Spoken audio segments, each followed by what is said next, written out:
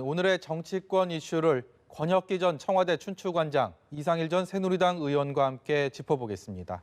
안녕하십니까? 본격적인 대담에 앞서서 박가영 앵커가 준비한 숫자로 읽는 1번지를 통해서 오늘의 주제 숫자부터 만나보고 오겠습니다. 네, 숫자로 읽는 1번지입니다. 오늘의 숫자는 4입니다. 문재인 대통령의 취임 후 4번째 국회 시정연설, 여러분은 어떻게 보셨습니까? 이른바 조국 사태 이후에 열린 자리인 만큼 지난해와 비교했을 때 이번 4번째 시정연설에선 경제와 함께 공정이 더욱더 강조됐습니다. 검찰 개혁과 같은 현안도 담겨 있어서 문 대통령의 고민을 엿볼 수 있었습니다. 하지만 이런 문 대통령의 시정연설을 지켜본 여야의 반응 사뭇 달랐는데요. 민주당은 박수로 화답한 반면에 한국당은 이렇게 단체로 X자를 그리면서 반대 의사를 전해 향후 전국의 난관을 예고했습니다. 시정연설에 앞서 가진 문 대통령과 여양 5당 대표들과의 모습에서도 이런 긴장감이 고스란히 드러나는데요. 이제 본격적으로 시작될 내년도 예산안 심사에 공수처 설치를 둘러싼 공방까지 여야의 기싸움은 더욱더 치열해질 것으로 보입니다. 지금까지 숫자를 읽는 1번지였습니다.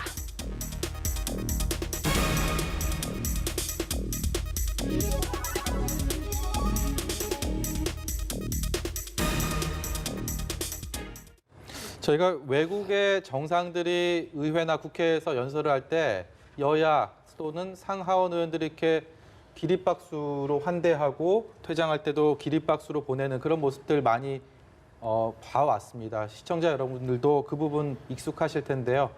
우리 국회에서는 오늘도 그런 모습을 볼 수는 없었습니다. 여당에서는 문재인 대통령의 국회 연설에 대한 시정연설에 대해서 환대를 했지만 야당에서 특히 자유한국당 같은 경우는 X자 얘기한 것처럼 그리고 또 귀를 막는 모습들도 있었는데요. 일단 내용은 차치하고 분위기부터 좀 두 분께 여쭤보겠습니다. 시정연설 전반적인 분위기 어떻게 평가하셨습니까? 일단 뭐 대통령은 지난 조국 장관 전국에서 발생했던 어떤 광화문 집회, 서초동 집회, 네. 뭐 스스로 이제 사회 갈등이 이제 유발된 데에 대한 이제 송구하다는 사과를 한번 했었죠. 그리고 이어서 오늘은 본인부터 어떤 반대자의 의견도 경청하는 어떤 성찰의 자세를 갖겠다라고 이제 꽤 진솔한 의중을 오늘 이제 국회의원들 앞에서 국민께 보고한 것 같고요.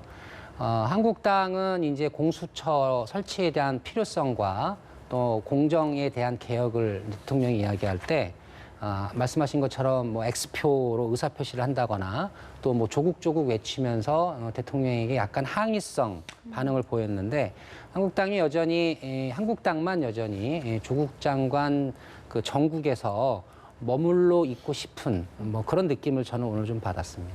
네, 분위기 어떻게 보셨나요? 네, 한국당 입장에선 대통령한테 크게 기대를 안 했던 것 같고 또 대통령 말씀도 결국은 기대에 어긋나는 이런 말씀을 하지 않았나 싶은데 이 해리 트루먼 대통령이 자기 집무실에 이 명패 비슷하게 세워놓은 게 있어요. 영어로 The buck stops here. 모든 책임은 여기에 있다. 이 자리에 있다. 그러니까 국정 운영의 모든 책임은 대통령 나에게 있다.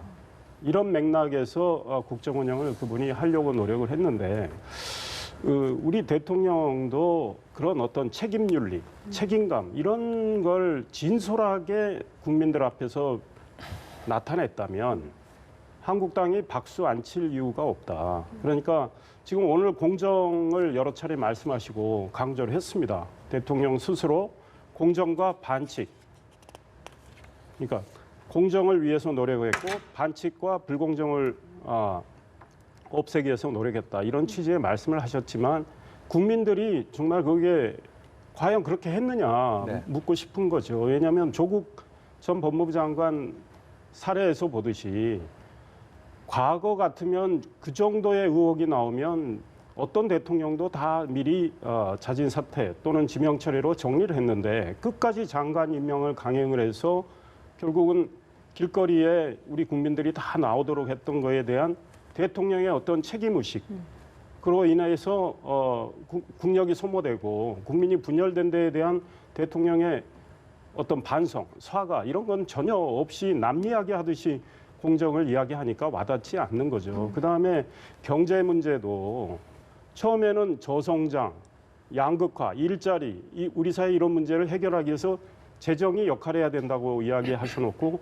뒤에 가면 다 잘 되고 있습니다라고 이야기를 합니다. 그러면 재정을 많이 투입할 이유도 없는 거죠. 잘 되고 있다면. 그러니까 우리 경제 현실에 대한 정확한 대통령의 어떤 인식, 그로 인해서 그동안의 잘못된 정책에 대한 대통령의 진솔한 반성과 국정 전환에 대한 의지 표명, 이런 것들이 있었다면 아마 야당도 박수 많이 쳤을 텐데 그런 것이 없이 대통령이 자기 합리화를 많이 하셨고 소위 학술용어로 인지 부조화의 이런 자세를 노출했기 때문에 야당에서는 X자까지 나왔던 거죠. 네, 지금 경제 문제 이야기하셨고 또 공정 부분 말씀하셨는데 보통 우리가 시정연설 이야기할 때 어떤 단어를 몇 번이나 언급했는지 이런 이야기를 많이 하는 것 같습니다. 지금 화면 보시면 작년과 비교해서 나와 있거든요. 근데 눈에 띄는 점이 공정이라는 단어가 좀 꽤 크게 늘었습니다. 이런 건 어떤 영향이라고 보시나요? 이제 조국 장관 정국을 겪으면서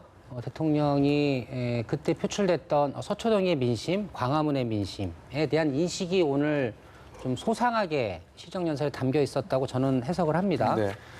조국 장관 정국에서 분출된 이 민의에 대한 성찰과 대안을 오늘 나름 제시를 하셨는데 광화문에 모이셨던 많은 국민들이 조국 장관의 사퇴만 주장한 것이 아니고 네. 결국은 그때 모인 국민의 민의의 본질은 그 합법적이고 제도적으로 보장되어 있는 시스템이라 할지라도 예. 그 자체가 불공정하다면 그것을 철폐하고 개혁하라는 게 국민들의 뜻이었다. 네. 이런 인식이 좀 보여주신 것 같고요. 특히 사회 지도층일수록 제도 속의 불공정 제도를 누리는 것 이런 것을 솔선 먼저 철폐를 해서 사회 지도층이 먼저 솔선수범하라는 국민들의 뜻을 받들겠다 이런 것 같아요. 특히 이제 조국 장관 정국에서 사실 방아쇠 역할을 했던 것은 아시다시피 이제 그 자녀들의 그 상위권 대학에 진학할 때에 받았던 인턴십 문제나 뭐 이런 것이었거든요. 네. 그게 비록 이명박 정부 시절부터 시작된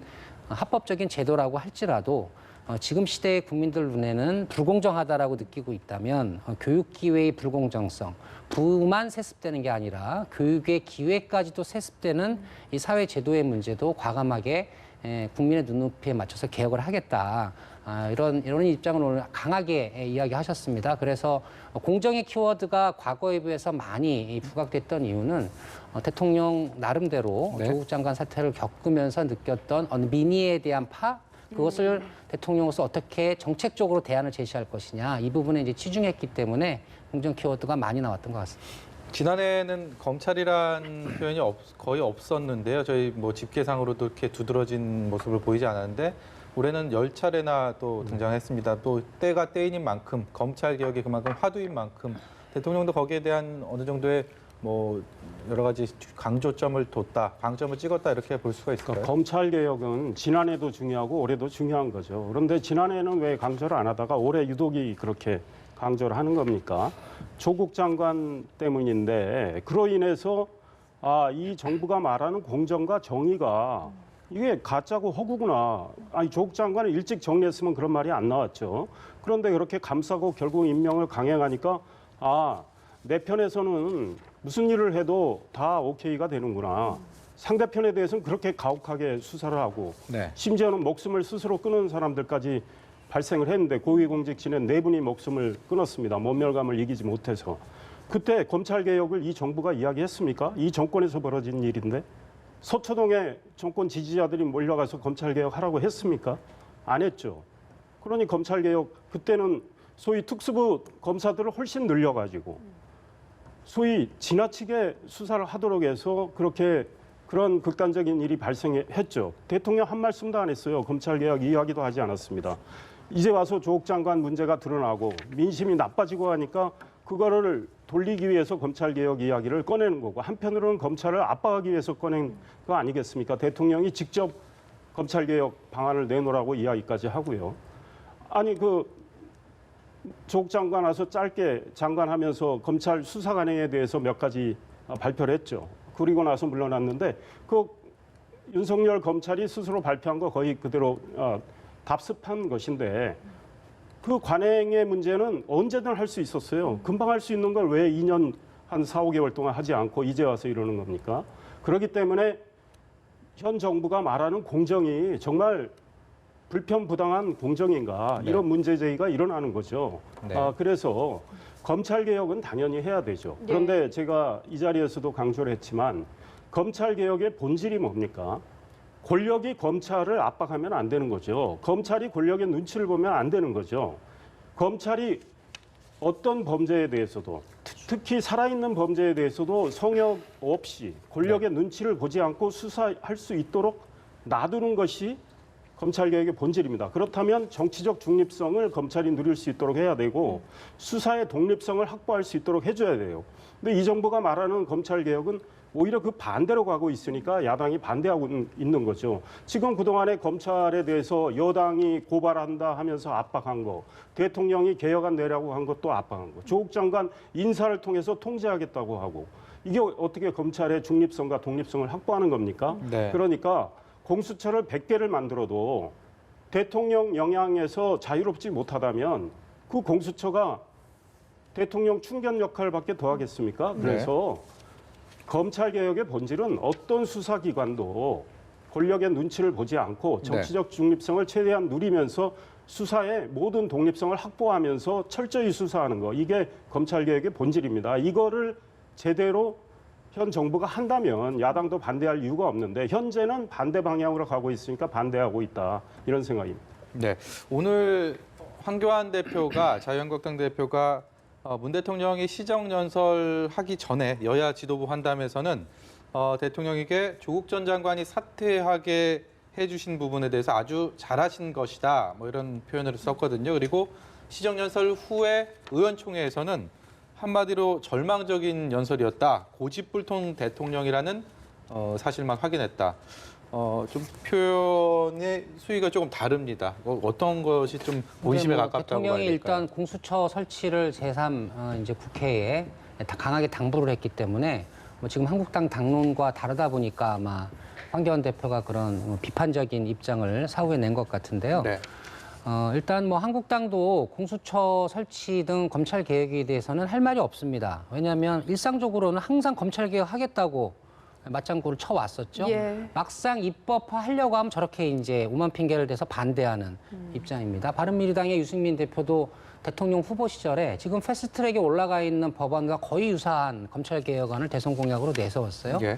막상 입법화 되려니까 유승민 의원이 또 반대하고 나섰습니다. 저는 한국당 보수 정당의 정치인들이 실질적인 검찰 개혁에 찬성하는 것이 맞는가 이 의문감을 가질 수밖에 없고요. 차라리 시원하게 그냥 커밍아웃 하는 게 낫다. 지금의 검찰권이 그냥 둬라. 그게 우리 당론이다. 이렇게 하는 게 오히려 솔직할 것 같아요. 일상적으로 국민들이 검찰을 개혁하라고 할 때는 찬성한다고 했다가 구체적인 제도화라고 할 땐 저렇게 반대하고 나오는 모습은 결코 국민들로부터 지지를 받을 수 없다고 보고요. 예. 공수처 설치 같은 경우도 이명박 대통령 때 이미 추진했던 안입니다. 그리고 검찰개혁 법안은 이재호 의원이나 심재철 의원도 입법 발의했던 사례가 있거든요. 그래서 대통령이 이제 공수처 설치에 대한 당부를 강하게 이제 요청을 했는데 저는 한국당이 이번에 검찰개혁 법안은 무조건 저지시킨다, 통과시키지 못한다. 이 태도를 견제하는 것보다는 네. 차라리 바른미래당처럼 한국당이 원하는 수정안을 제시하고 예. 그것을 여야 모두가 합의를 해서 네. 비록 패스트트랙에 올라가 있는 법안보다는 일부 후퇴한 안이 있더라도 국회가 합의 처리한 검찰개혁 법안이 본회의를 통과하고 검찰개혁의 시동이 걸리는 게 훨씬 더 중요하다. 그래서 한국당도 언론적 반대보다는 자신들의 안을 내서 협상에 임하는 게 옳겠다 이렇게 봅니다. 한국당의 경우는 어제 검찰개혁안을 발표를 했죠. 그러니까 검찰의 정치적 중립성, 수사의 독립성을 강화하는 내용의 개혁안을 발표를 했죠. 그러니까 중요한 것은 내용입니다, 이제. 예. 공수처 설치, 이게 검찰 개혁이다. 이거는 구호예요. 그러면 공수처가 어떤 식으로 운영이 되느냐를 봐야 될 거 아닙니까? 예. 공수처장은 누가 임명하고, 공수처 검사는 누가 임명하고, 그 구성원들은 어떻게 될 거고, 예. 왜 검찰은 지금 수사권과 기소권을 다 갖고 있는데 그 검찰 권력을 분산하자면서 공수처한테는 왜 수사권과 기소권을 둘 다 주는지, 그로 인해서 어떤 문제가 생길 건지, 공수처가 판검사, 경무관급 이상 경찰에 대해서 기소권을 갖게 되는데 수사권과 함께. 그렇다면 이거는 삼권 분립, 사법부 독립의 침해가 아닌지 이번에 법원 행정처장이 그에 대해서 우려를 했죠. 예. 이것이 대통령의 권력의 하나의 도구로서 사찰 기구로 변할 가능성이 있다라는 우려를 했단 말이에요. 이런 거에 대해서 내용을 따져봐야 돼요. 그런데 어제 한국당이 발표한 검찰개혁은 검경 수사권 조정, 그러니까 검찰의 수사권을 대폭 내려놓고 기소권을 갖되 그러면 같은 검사들끼리 봐주는 문제가 있지 않습니까? 대통령 오늘 그 얘기를 했죠. 그러니까 그것 때문에 공수처가 필요하다 이런 말씀인데 그렇다면 공수처의 권한은 검사에 국한해서 그 권한을 팍 좁혀야 돼요. 그런데 지금 여당이 낸 공수처안은 그렇지 않아요. 모든 고위공직에 대해서 다 수사를 하고 판검사와 고위경찰에 대해서 기소까지 하게 되는 이런 소위 말해서 굉장히 무소불위의 권한을 갖게 된단 말이죠. 그런데 한국당의 경우는 검사를 봐주는 문제와 관련해서는 경찰이 기소를 상설특검에 의뢰하도록 한 겁니다. 그러니까 이 검찰 권한을 분산하되 검사를 봐주는 문제도 나름대로 방안을 내놓단 말이죠. 그러니까 이제 이런 걸 가지고 토론을 해야 되고 국민들께서는 공수처 신설이 검찰개혁이다. 이 구호에 현혹되시면 안 되고 공수처의 내용을 따져보셔야 됩니다. 그래서 이런 것들이 대통령의 또 하나의 권력의 칼이 될 우려가 있는 건지 없는 건지 이런 걸 따져보고 판단을 하셔야 됩니다. 공수처에 대해서는 저희가 매일 비슷한 말씀을 드리는데 이미 국회로 이제 공이 넘어간 상황이기 때문에 국회에서 어떤 산고를 겪고 어떤 협의를 통해서 어떠한 결과물을 낳을지 유의 깊게 지켜보겠다는 말씀을 하면서 화제를 돌려보겠습니다. 이낙연 국무총리가 일왕 즉위식 참석을 위해서 일본을 방문했습니다. 이틀 뒤면 아베 신조 총리와 만나게 되는데요. 약 10분 정도가 예정이 돼 있다고 하네요. 이렇게 길지 않은 시간인데 굉장히 짧은 시간인데 과연 이낙연 총리가 지금까지 한일 관계가 그 어느 때보다 경색된 상황이었기 때문에 돌아오는 비행기에 어떤 성과를 가지고 올지가 관심이 많이 쏠립니다. 어떻게 전망하십니까? 일단은 이낙연 총리가 한일 관계의 어떤 냉각기 속에서 아베 총리를 일왕 즉위식을 계기로 해서 만난다는 것 자체가 일단 좀 상징성은 갖고 있다고 봅니다. 관계 정상화의 어떤 그 상징성은 일단 충분히 보여주는 것 같고요. 양국 국민들에게. 아시다시피 일본의 무역 보복 조치 이후에 일본 국내 내부에서도 지자체나 경제계 인사들이 일본 정부를 향해서 한국과의 관계 개선을 위해서 대화 협상에 나서기를 촉구한 여론도 이제 많이 올라와 있죠. 아직까지 보도에 따르면 이번 이낙연 총리와의 한 번의 그 회동으로 아베 총리가 한일 관계에 있었던 그런 문제점들을 일거에 해소하는 방향으로 나아가기에는 좀 시기상조인 것은 분명히 보입니다. 그러나 일본 스스로도 한일 관계가 미래지향적인 관계로 다시 재정립돼야 한다는 요구도 있고 특히 우리 정부가 처음부터 끝까지 지속적으로 외교해법으로 관계를 정상화하자라는 기조를 계속 유지하면서 일본 정부에 메시지를 줬고요. 그리고 이번에 이낙연 총리가 가져가는 이제 문재인 대통령 친서에서 아베 총리에게 이제 어떤 외교적 해법을 위한 어떤 제안을 넣어놨을지 그것에 대한 아베 총리의 또 이제 그 의사는 어떤지 이런 게 좀 숙제로 좀 남긴 할 겁니다. 그래서 이번 방일로 일괄 타결로 이어지긴 어렵더라도 한일 관계가 정상화되는 첫 번째 단추의 역할은 할 수 있다. 저는 그렇게 봅니다. 한일 청구권 협정의 효력을 인정하라는 게 일본의 줄곧 주장이고 우리는 강제징용 피해자에 대한 대법원 판결을 일본이 수용해야 한다라는 이 이견에서 벌어졌고 계속 경색이 됐는데 그렇습니다. 양쪽의 간극이 매우 큰 상황이죠. 그러니까 이낙연 총리가 가셔가지고 24일 아베 총리를 10분간 만나는데 10분간 만남에서 굉장히 진전된 어떤 해결의 하나의 실마리가 열릴 가능성은 좀 낮다 이런 생각이 들어요. 다만 지금 양국 관계가 굉장히 많이 얼어붙어 있는데 어느 정도의 봄바람이 부는 정도 분위기 전환을 한다면 저는 그거를 평가할 만하다. 그래서 이낙연 총리가 좀 가벼운 발걸음으로 귀국하시길 기대를 하는데요.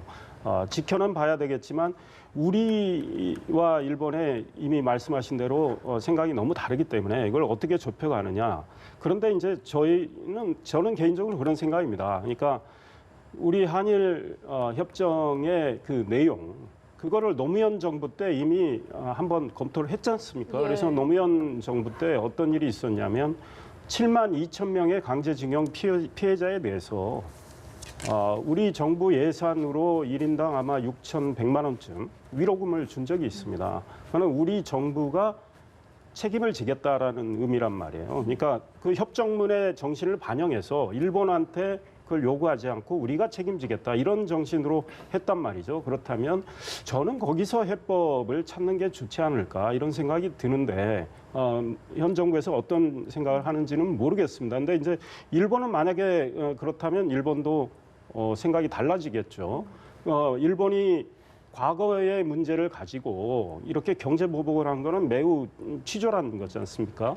그에 대해서 일본도 아마 반성을 하면서 그 보복 조치를 철회하고 이렇게 하긴 할 텐데 그래서 일본 전문가들 또 뭐 전 외교부 장관 지내신 분들이 전부 우리 정부가 내놓은 1+1 이 안에다가 소위 한국 기업, 일본 기업이 소위 배상하는 이 문제에다가 플러스 알파를 이야기하는 것이 우리 정부가 책임지는 모습 이거를 요구하는 거 아니겠습니까? 그런데 그거를 만약에 어떤 힌트를 우리 쪽에서 준다면 일본도 그걸 계기로 일본이 좀 이제 규제를 보복 조치를 철회하는 이런 방안을 검토할 수도 있겠다. 그러나 한꺼번에 다 갈 수는 없으니 일단 분위기 전환을 좀 하고 이 다음에 실무적인 교섭을 계속 해 나가면서 네.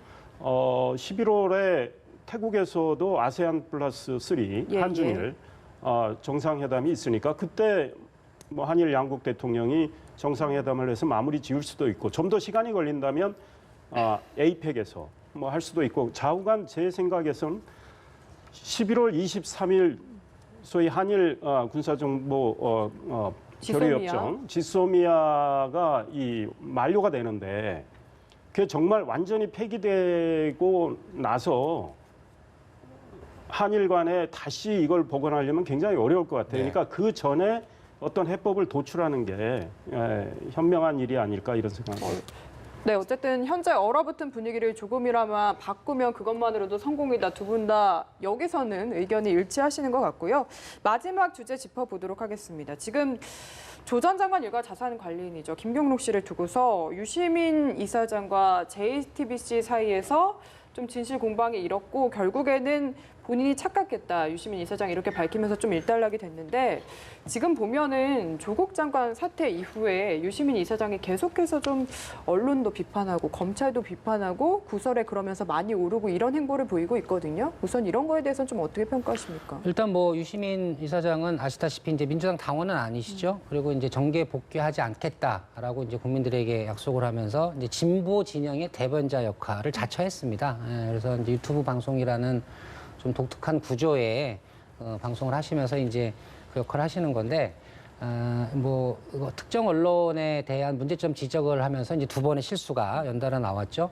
피의자의 방어권이 잘 반영되지 않는 이제 검찰발 기사에 대한 문제점을 구조적으로 이렇게 좀 지적하려는 의도에서 시작을 했는데 어떤 그런 구조적인 접근보다는 특정 언론의 문제점을 이렇게 부각하려다가 이제 연이어서 이제 실수가 나오고 있는 것 같아요. 뭐 다행히 바로바로 이제 진정성 있는 사과는 해서 그나마 다행이긴 합니다만 그래도 이제 유시민 이사장이라는 어떤 브랜드가 있는데 계속해서 특정 언론사의 문제점을 지적하면서 이렇게 실수가 나온다면 그 유시민 이사장 방송에 대한 신뢰성에도 큰 상처가 되기 때문에 이런 부분들은 이제 앞으로 충분히 자제하면서 갈 필요성이 있다 이렇게 봅니다. 언론에 대한 비판을 좀 자제하는 게 좋겠다라고 하셨습니다. 그러니까 유시민 이사장이 그 알릴레오 만들 때 이런 말을 했어요. 너무 가짜 뉴스로 혹세무민하는 소위 언론이 많아서 자기가 정확한 사실관계에 근거해서 알려드리겠다. 그런데 그 알릴레오가 제가 보기엔 막갈레오예요 지금. 막갈래요. 네, 그렇습니다. 왜냐하면 이분이 확인하지 않고 지금 막 말을 먼저 뱉고 있는 거 아닙니까? 굉장히 경솔한 처신을 하고 있죠. JTBC 같은 경우도 그 JTBC 입장문에 그런 게 나와 있잖아요. 아니 우리한테 전화 한 통화 걸어서 확인했으면 그렇게 유시민 엉터리, 이사장이? 네 그렇습니다. 예. 엉터리 이야기를 하지 않았을 텐데, 근데 이분이 이제 감정이 상해 있는 거죠. 본인이 기대했던 JTBC가 조국 장관 문제에 대해서 좀 약간의 비판 이 정도를 하니까 서운해서 이제 비판하기 위해서 KBS 역시 마찬가지고 아니 한겨레의 젊은 기자들이 아니 조국 당시 법무장관 후보자 또 법무부 장관에 대해서 아니 왜 이렇게 취재를 못하게 하느냐, 취재 좀 하게 하라, 우리가 취재한 걸 좀 나가게 하라, 이렇게 들고 일어날 정도로 다 문제의식을 갖고 있는 겁니다. 그러니까 기자들은, 저도 기자 출신이지만 네.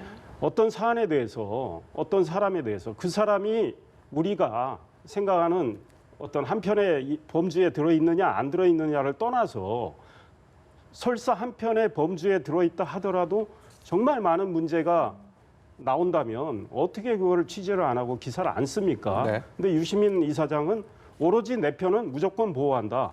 이런 맥락에서 저렇게 하다 보니까 연달아 사고가 터지면서 지금 유시민 이사장의 신뢰도는 확 떨어졌고 오히려 민주당이 이제는 유시민 이사장에 대해서 불편해할 정도까지 됐습니다. 예. 그러니 유시민 이사장이 이번 조국 사태에 있어서 소위 말해서 최대의 어떤 스스로 자해 행위 비슷하게 해서 피해자가 된 셈인데, 이번 이런 연달은 사태를 계기로 본인이 정말 진지하게 성찰을 하고 반성을 해서 알릴레오를 제대로 운영을 해야지, 안 그러고 지금 이런 식으로 계속 간다면 알릴레오는 국민 신뢰를 전혀 받지 못할 겁니다. 일부 지지층에 국한되는 그런 유튜브 방송으로 전락하고 말 거다, 이런 지적하고 싶어요.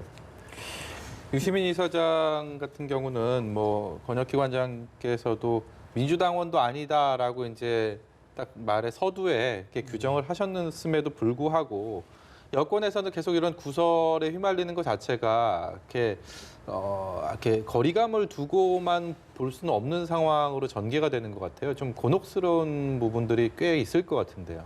근데 이제 앞서 말씀드린 것처럼 일단 본인이 정계에 복귀할 의사가 없다고 명료하게 밝히시고 그리고 특정 정당의 당원으로 가입하지 않은 상황에서 자연인 유시민으로서 이제 진보 진영의 대변자 역할을 하시는 거기 때문에 뭐 비록 민주당과 친분 관계가 두터운 이제 자연인이긴 하지만 당에서 뭐 왈가왈가 할 수 있는 그런 또 관계가 아니기 네. 때문에 유 이사장 본인의 판단과 결정 이것을 뭐 지켜보고 존중해 줄 수밖에 없는 상황이라고 봅니다. 네. 네. 오늘 말씀 여기까지 듣겠습니다. 지금까지 권혁기 전 춘추관장, 이상일 전 새누리당 의원이었습니다. 고맙습니다. 네, 잘 들었습니다.